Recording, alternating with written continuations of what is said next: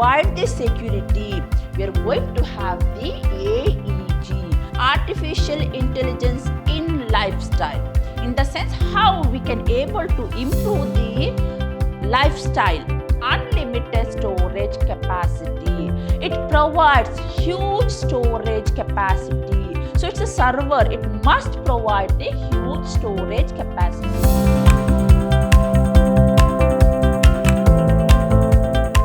Hello to all, a warm welcome to my new session on question paper discussion session. In this session, I'm going to discuss the question paper of the year 2022. I am your Revati ma'am faculty from the Department of Computer Science, Vidhyaashram, First Grade College, the Temple of Excellence, MYSURU. I am going to deal with the question paper of the year 2022 in the month that is April and May. Before going to start my question paper discussion, let me to discuss the pattern of the question paper. Before that, we are going to write the exam only for 25 marks. So, what is the weightage of this subject? That is only 25 marks. Now, if I consider this 25 mark, in this question paper, we have three parts. That is part A, part B, and part C. Now, if I consider part A, 1 mark question. So, in my part A, I am going to get 7 questions. How many questions? 7 questions. Each carries 1 marks, and in that 7 question, I want to answer any 5. So, 2 questions are optional. Now, I want to answer any 5. So, each question carries 1 mark. So, 5 into 1, it is 5. So, this is my part A. Part A. Now, if I consider part B, total I am going to get 3 questions. How many questions? 3 questions. Out of 3, I want to answer only 2 questions, and each question carries 5 marks. So, 2 into 5, it is 10 mark. Now, if I consider part C, I am going to get 2 full questions. How many? 2 full questions. And each question is further divided into 2 questions. So, here first question A and B, I am going to have the option or. In the sense, either I want to answer first full question or second full question. And in my first question, I have part A. So, the first question carries 3 marks and the second question carries 7 marks. So, 7 plus 3, it is 10. So, here if I consider part A, how many marks? 5 marks. And if I consider part B, 10 marks. And if I consider part C, it is 10 marks. So, what is the weightage here? That is total 25. And scoring 25 marks is very, very easy in this subject. Now, dear student, let me to start with the part A. So, dear student, see here. Answer any 5 questions, and each question carries how many marks? 1 mark. See, 1 mark. And to score 5 marks in part A, it is very, very easy. See here, expand AI. So, what is AI here? That's nothing but the artificial intelligence. See, 1 mark, it is very easy to get. Next, second question, expand AEG. So, I want to write the expansion. So, what is AEG? That's nothing but the auto enrollment gateway. To provide the security, we are going to have the AEG, and where we can able to find AEG in our login credential. See, to score 1 mark, it is very easy here. Next, the third question is, what is the full form of ML? So here, what is ML stands for? It's nothing but the machine language. See here, machine language. Now, the fourth question is, write the expansion of DBMS. So, I want to write the abbreviation of DBMS. So, here DBMS is nothing but the database management system. And the fifth question here is, expand IoT.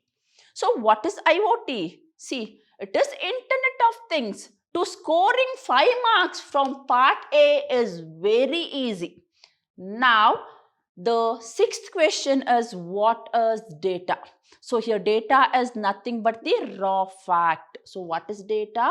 Data is nothing but the raw fact, and that does not contain any meaning. Now the last question under part A is abbreviate DL. So what does DL stands for?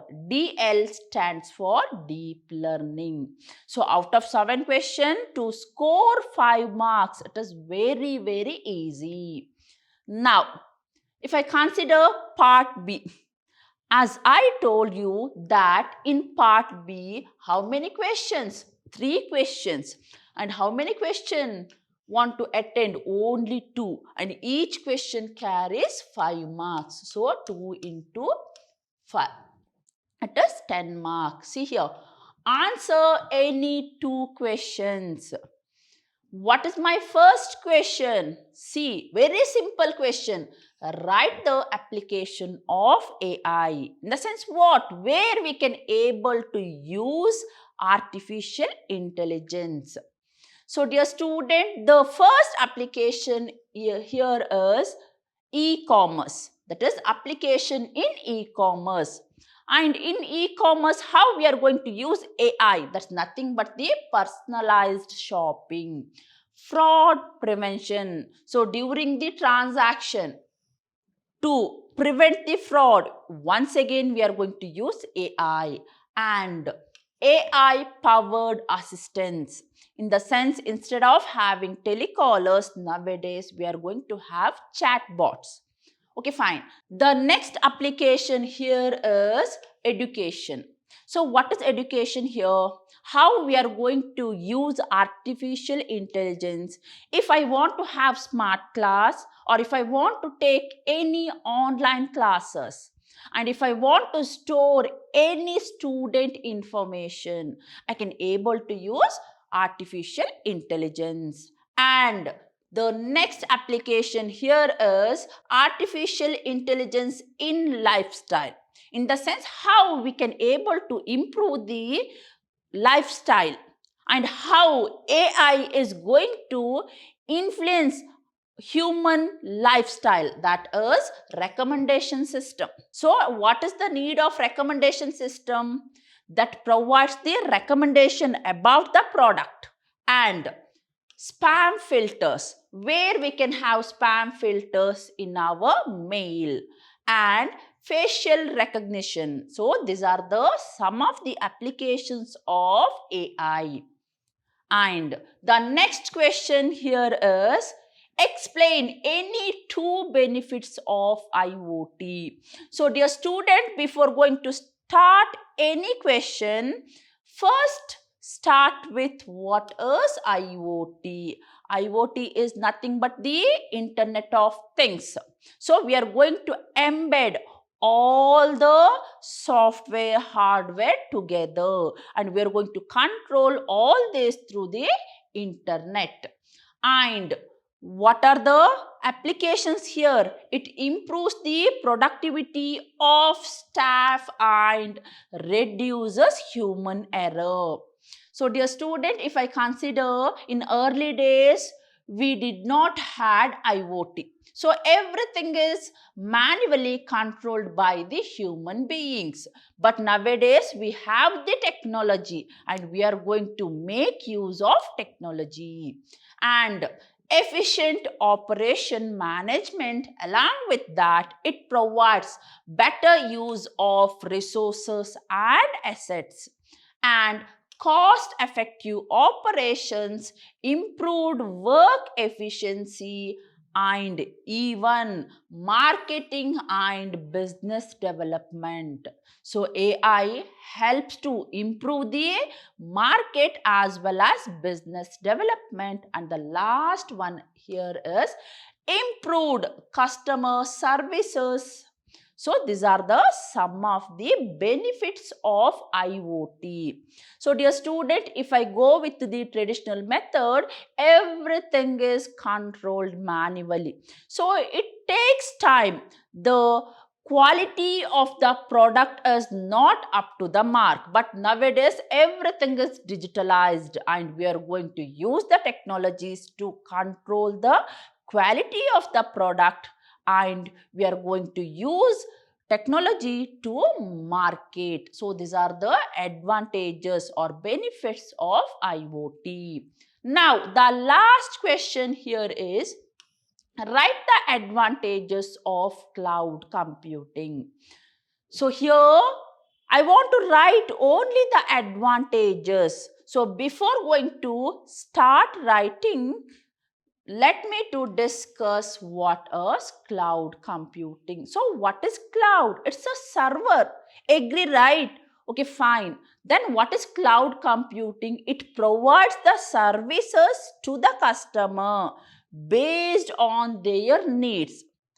How much they are going to demand, only for that they are going to pay the amount.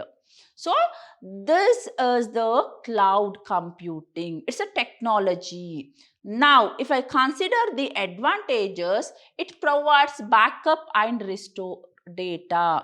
So if I consider cloud, by using cloud, we can able to provide the backup of the data, in the sense what we can able to take the backup of the data. If any one server get crashed, then it is very easy to restore the data. And the next application, excellent accessibility. So what's the meaning here? Excellent accessibility. So customer can able to access cloud whenever they required, wherever they required, how much they required. But what they required? They required minimum internet connection as well as the device. What kind of device? Either cell phone or laptop or desktop. So it provides excellent accessibility and low maintenance cost. So we are not going to manage the server. And who is going to maintain the server? There is none other than cloud service provider. So there is no maintenance cost here. Service in the pay-per-use model. So it provides the service. How it's going to provide? First, customer want to demand. How much they are going to demand? Only for that they are going to pay the amount. So for that reason it is called services in the pay-per-use model. Now the last one is unlimited storage capacity. It provides huge storage capacity. So it's a server. It must provide the huge storage capacity. So these are the benefits of cloud computing. So dear student, all the three questions are very, very easy. And to score 10 marks in this part is also very easy. Now moving on to part C. See here, answer any one question. So I have two questions here. See, it is the 11th question and the 12th question. And if I consider 11th question, I have A and I have B. Okay, if I consider 12th question, I have A and B. Fine. Now, either I want to answer 11th question or 12th question. So I want to answer any one full question. So first one carries 3 marks, second one carries 7 marks. Here also A 3 marks and B 7 marks. So total it is 10 marks. Now let's see the question here. 11th question, in that first one, explain the different types of big data. So I just want to explain the type of data and what's the marks. It is only for 3 marks. Okay, how many types of data we have? Structured, unstructured and semi-structured. Then what is structured? All the data are stored in some proper format. The best example, MS Excel. So here all the data are stored in the form of tables. That is nothing but the rows and columns. Example, student information table or employee detail table or bank customer table. And what about unstructured data? So in unstructured data, we do not have any particular format and all the data are stored in different format. Example, email. Even I can consider audio, video, image, all these things comes under unstructured data. And if I consider the big data, total 80% of the data comes under unstructured data. Then what about semi-structured data? As the name itself indicates that it is a combination of structured and unstructured data. I'm going to have structured data as well as unstructured data, and together it is known as semi-structured. Okay, fine. Then the next question of 11th question, that is, explain any 2 types of cyber attack. So I want to answer any 2 type of cyber attack and it carries 7 marks. Before that, what is cyber attack? That's nothing but the unauthorized access or gaining the system access. That is known as cyber attack. And who is going to access? Authorized person or unauthorized person? Unauthorized person, that's nothing but the hacker or intruder or advisory. So if I consider cyber attack, we have many cyber attack. According to the question, I want to answer any 2 attack. So I'll consider malware. What is malware? It is a malicious code or a harmful code. Example for malwares, I can have virus, worms, spyware, Trojan horse or ransomware. Okay, so these are the example for malware. So what is malware? There's nothing but the program. So suspicious code or unwanted program or malicious code. So when it is injected, what's going to happen? It's going to destroy the resources. It's going to destroy the device. Okay, fine. Then what about phishing? I hope all are familiar with phishing. So what is phishing? Where we can able to find the phishing? In most of the time, we are going to receive the unknown mails. And when I open the unknown mails, what's going to happen? In that mail, I'm going to have some unknown links. And when I click that unknown link, what's going to happen? The advisory can able to control our system, or the hacker can able to get the control of our device. In some time, it's going to redirect it to some other website or web page. So phishing is the term or it's a method of sending fraudulent communication. So it is a fraudulent communication. So unauthorized person who is going to send the mail to your account, and that mail includes some unwanted link. And the next one is denial of service. So what is denial of service? As the name itself indicates that you're not able to get the services. So it is denial of service. A denial of service attack fills system server. So we are going to have this server, and intruders are going to send bogus requests to the server, and their intention is to make the server busy so that the clients are not able to get the services. And that kind of services is known as denial of service. So dear student, the last one is SQL injection, where we can able to find SQL injection in our SQL query. So while preparing query, the intruders are going to include or inject some malicious code, and that code, who is going to run the request? That is none other than server.